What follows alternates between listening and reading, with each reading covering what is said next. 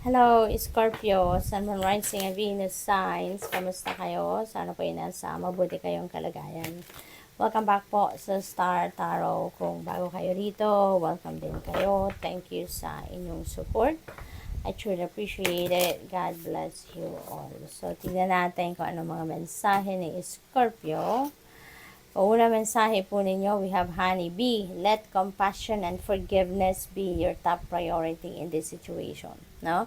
So, baka kailangan ninyo talaga dito na magpaka-humble at maging compassionate. No?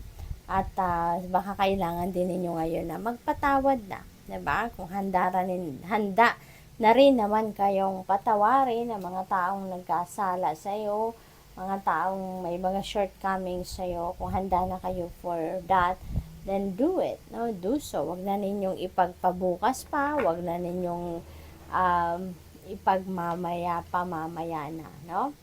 What else? We have chameleon, stay in the background and adapt to the situation rather than being conspicuous and attempting to direct the course of events.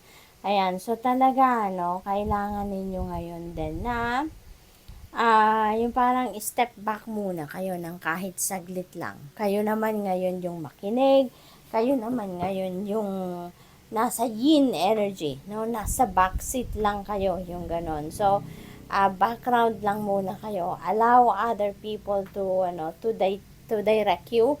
Allow other people now to sila naman ang magdesisyon, no? Maaring this is a group, no? Grupo na kailangang merong magli-lead. So, siguro lagi kayo ang leader, lagi kayo yung nasusunod. So, ngayon parang atras ka muna dyan sa role na yan at bigyan mo naman ng pagkakataon yung iba. We have dog, your loyalty and faithfulness is misplaced by serving too many masters. Ayan. So, siguro, multitasking kayo. Bonggang multitasking is Scorpio. Kaya, hinihingi sa inyo ngayon na ano muna, no, parang ang tawag dito, parang sinasabi sa inyo ngayon, baka hindi ninyo napapansin na yung loyalty mo and faithfulness mo, parang nawawala, no, nawawala sa pagkakataong ito kasi nga, you're serving too many masters. Kaya kung iba-iba yung inaasikaso ninyo, iba-iba yung pinagsisilbihan ninyo, 'di ba? Parang i-questionin kayo, nasaan ang loyalty mo? 'Di ba? Nasaan yung focus mo, 'di ba? Kasi marami kang inaasikaso, marami kang ginagawa, marami kang pinagsisilbihan. Emo, this is a good time to go on an adventure. Ayan, so siguro ang iba sa inyo, baka yung adventure na to, this is travel, no? This might involve travel. Or pwede rin kasi na yung adventure na to is about making a decision, no? Baka kailangan na muna kayo, kailangan na magdesisyon muna kayo ngayon ng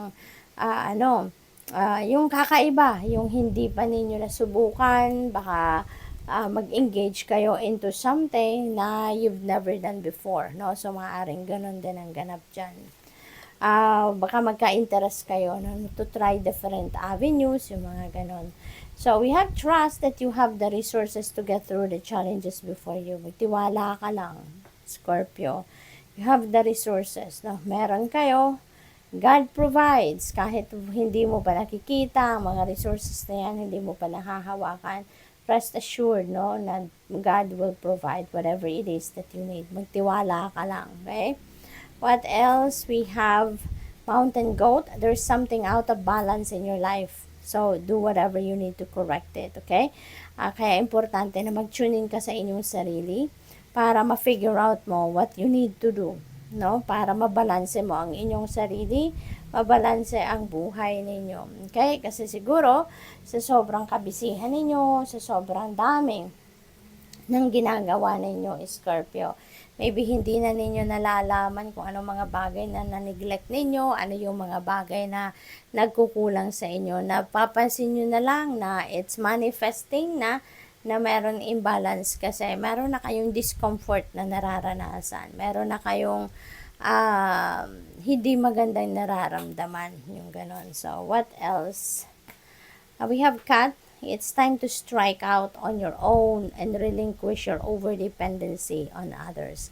Ayan, so parang kailangan na ninyo sa ngayon na mag-try, no? Baka itong kailangan na ninyong subukan sa ngayon na subukan ninyong tumayo sa sarili ninyong paa, magdesisyon para sa inyong sarili kasi baka in the past, no, or for the longest time, baka ibang tao ang nagdedesisyon para sa iyo. Baka for the longest time, ibang tao yung nagdidikta, nagpapatakbo ng buhay ninyo. So ngayon, ibigay ninyo yan sa sarili ninyo. Maging matapang na kayo na this is my life, no? So I should make a decision on my own, no? I should make a decision for myself.